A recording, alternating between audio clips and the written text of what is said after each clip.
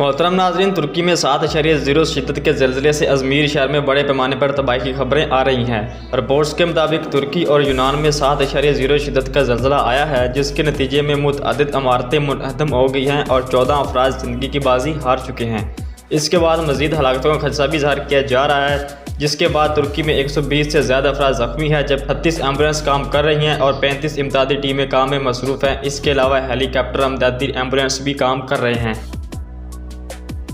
पाकिस्तान ने ज़लज़ले की वजह से जाँ बहक होने वाले अफराद पर तुर्की से इजहार अफसोस किया है और अपनी हर मुमकिन मदद का यकीन दिलाया है।